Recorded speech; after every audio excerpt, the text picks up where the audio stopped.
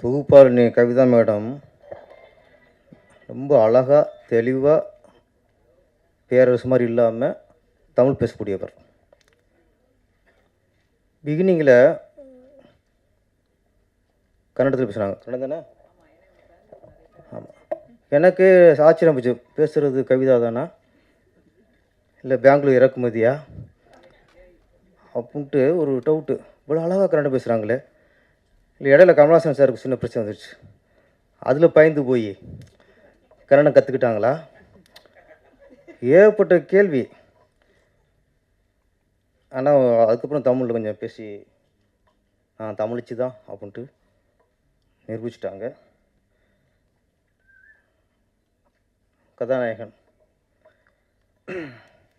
நீங்கள் அமைதியாக இருந்தாலே அழகு, பேசணும் அவசியமே இல்லை.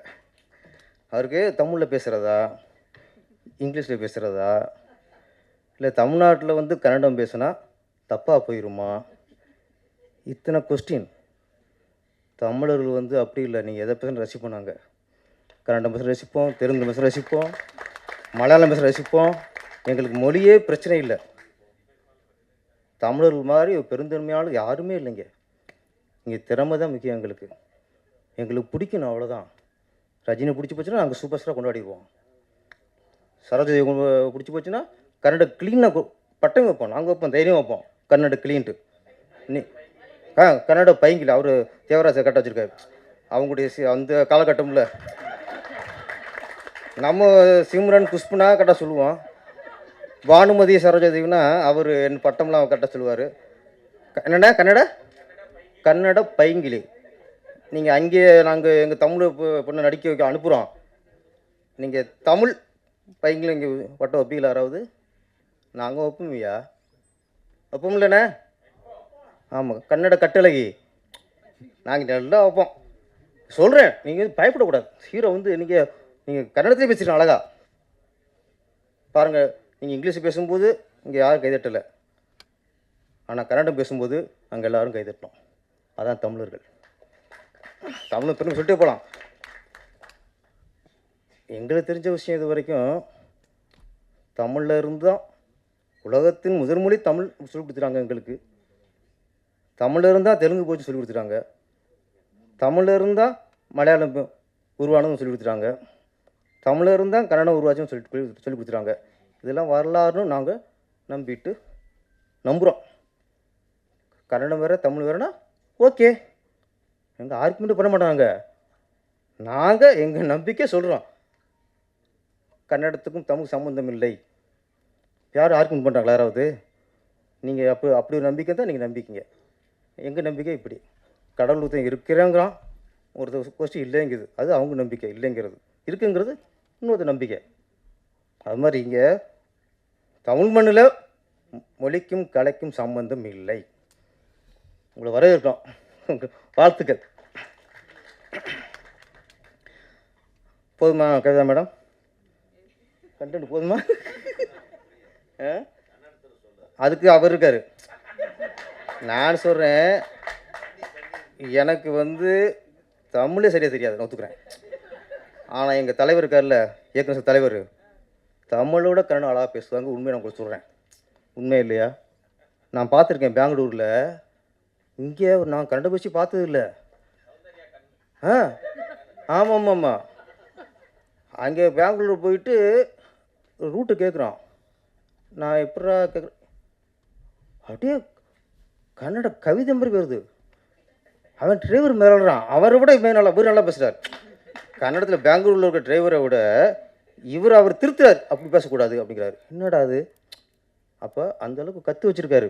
ஏன்னா அவர் நினச்சிருக்காரு, இங்கேயும் இல்லை அங்கேயும் ஒரு எஜமான் எடுக்கணும், அங்கேயும் ஒரு சின்ன கொண்டு எடுக்கணும்னு நினச்சி கற்றுக்கிட்டாரு நினைக்கிறேன். நீங்கள் அப்புறம் தனியாக சொல்லுங்க. அங்கே நிறையா பேசுவார். இப்போ நான் சொன்னதை அழகாக சுருக்கமாக திருக்குறளமாக சொல்லிடுங்க. இப்போ அவர்கிட்ட சொல்லிடுங்க. எல்லா கேமராவும் அங்கே பேன் பண்ணுங்க, சொல்லுங்கள். ஏன்னா நான் பேசிக்கிட்டு அவர் பேசுங்க.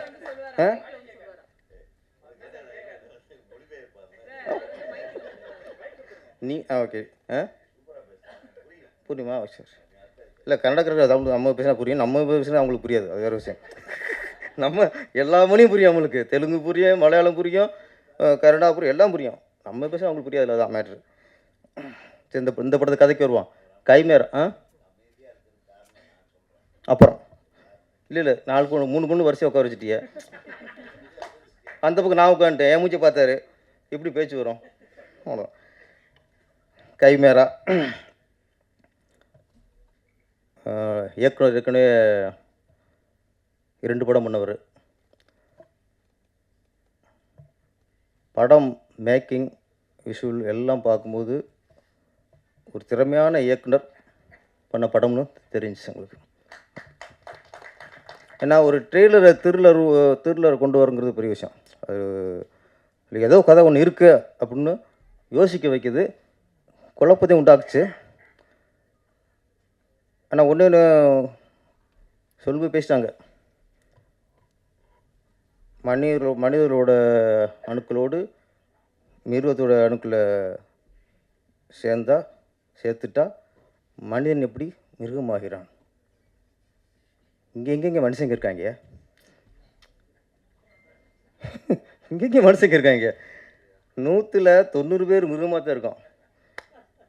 அப்போ ஏற்கனவே மிருகமாக தான் இருக்கும், இதில் வேறு நீங்கள் மிருகத்தோட அணுக்களை சேர்த்திங்கன்னா என்னது ஆகும்? நாடு இப்படி உருப்படும்?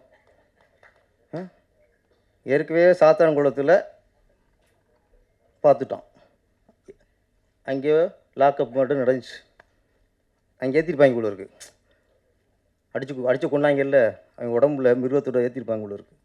இப்போ திருப்போணம் கொண்டே விட்டாங்க, அடித்தே கொண்டு விட்டாங்க.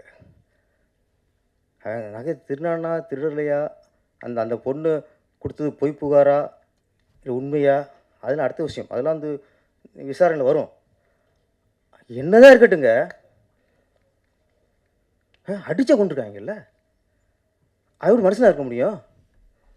எப்படி மனுஷனாக இருக்க முடியாம? அது மிருகங்கள், அந்த மிருகத்தில் போய் எப்படி மிருக அணுக்களை சேர்க்க முடியுமா? முடியாது. அது மாதிரி இந்த நிறைய பாலியல் பலாத்காரம் பண்ணுறாங்க, கல்லூரிலேயே பண்ணுறாங்க. அவங்க மனுஷங்களா? அவங்க மிருகங்கள். ஏன்னா நாட்டில் பார்த்தா நிறைய மிருகத்தினமும் அதிகமாக மனுஷன்ட்டு இருக்குது, மனிதத்தினமும் ரொம்ப கம்மியாக இருக்குது. இந்த கதைப்படி இவங்க சொல்கிறாங்க மனுஷனுக்குள்ளே போய் மிருகத்தை பண்ணுறாங்கட்டு. ஆனால் சொல்கிறேன், மிருகம் உடம்பு இருக்குல்ல, மிருகம் உடம்புக்குள்ளே இந்த மனுஷனோட அணுக்களை சேர்த்தா ஓரளவு அதுக்கு மனுஷத்தன்மை வரலாம், நல்ல மனுஷனோட அணுக்களை. ஆனால் மனுஷனோட இதுக்குள்ள நீங்கள் சேர்த்திங்கன்னா இன்னும் மிருகமாகும். நாட்டு நடப்பு அப்படி தான் இருக்குது. அப்புறம் இந்த படம் பார்க்கும்போது யாரோ குறிப்பிட்டாங்க, பெண்கள் ஆணுக்கு நிகராக சார் சொன்னீங்க, ஆணுக்கு நிகரான்ட்டு தண்ணி அடிக்கிறதில்ல, தம் அடிக்கிறதில்ல, கஞ்சா அடிக்கிறதில்ல, இதில் தான் ஆணுக்கு நிகராக போட்டி போடுறாங்கன்ட்டு. ஒரு விஷயத்தை நம்ம இங்கே இன்றைக்கி நிறைய இடத்துல போதை கலாச்சாரம் அதிகமாகிடுச்சு, தண்ணி அடிக்கிறது அதிகமாகிடுச்சு, கஞ்சா வியாபாரம் அதிகமாகிடுச்சு, கஞ்சா குடிக்கிறது அதிகமாகிடுச்சு. இங்கே சினிமாக்காரங்க கொஞ்சம் உஷாராக இருக்கணும், இங்கே கொஞ்சம் பொறுப்பாகவும் இருக்கணும், உஷாராகவும் இருக்கணும். ஏன்னா நாட்டில் எத்தனையோ பேர் தண்ணி அடிச்சுட்டு தெருவில் எடுக்கிறான், தண்ணி அடிச்சுட்டு கூத்து அடிக்கிறான், தண்ணி அடித்து அவ்வளோ அநியாயம் பண்ணிக்கிட்டு இருக்கான், அது செய்ய தான் போயிடும். ஆனால் சினிமாக்காரங்க யாராவது எங்கேயாவது தண்ணி அடிச்சுட்டு அந்த ஸ்டில் கிடச்சா போதும், அது அன்றைக்கி தேசிய பிரச்சனை, அது தேசிய பிரச்சனை. உலகத்தில் யாருமே தண்ணி அடிக்காத மாதிரியும், சினிமாக்காரன் மட்டும்தான் தண்ணி அடித்த மாதிரியும் அவ்வளோ ஃபோக்கஸ் ஆயிரும். நடிகர் ஸ்ரீகாந்த் போதை பழக்கத்துக்குள்ளே இருந்திருக்காரு, ஓகே, அதெல்லாம் அது தவறு தான், அது தவறு. கைது பண்ணது சரி, விசாரித்தது சரி. ஒரே ஒரு கேள்வி தான், பல்கலைக்கழகத்தில் ஒரு பொண்ணை ஒருத்தர் கற்பழிச்சார்ல, அவர் பேசுறாருக்கா ஞாபகம் இருக்குமா? இந்தளவுக்கு படம் பிடிச்சி அவளை ஃபோக்கஸ் பண்ணாங்களா? இல்லை. இந்த திருப்போணத்தில் ஒருத்தர் அடித்தே கொண்டாங்கல்ல, 5 போலீஸார் கைது பண்ணாங்கல்ல, அவங்க ஃபோட்டோ இருக்கா, மூஞ்சி அவங்க அவங்க ஞாபகம் இருக்கா? அவங்க வீடியோ யாராவது காட்டினாங்களா? ஒருத்தன் அடிச்ச கொண்டிருக்கான் சார். ஏதோ ஒரு எங்கேயோ எடுத்த ஃபோட்டோ தான் நம்மளுக்கு ஃபேஸ்புக்கில் போடுறாங்களே தவிர, இது ஒரு பேப்பரில் எதுலையோ தனித்தனியாக ஃபோட்டோ போட்டு அவங்க அரெஸ்ட் பண்ண வீடியோ போட்டு அவங்க அரெஸ்ட் பண்ணி ஜெயிலில் தள்ளினாங்களா, அந்த வீடியோ காட்டினாங்களா? காட்ட மாட்டாங்க. ஆனால் ஒரு நடிகர் ஒரு போதை பழக்கத்துக்கு போதையில் இருந்திருக்காருன்னு ஒரே காரணத்துக்காக ஒரு தீவிரவாதி மாதிரி, ஒரு பயங்கரவாதி மாதிரி அவங்களும் போய் அரெஸ்ட் பண்ணதில்லை.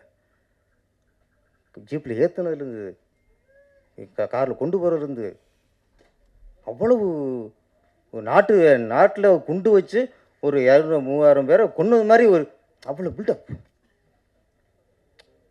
போதை பழக்கம் வேறு எங்கேயுமே இல்லை.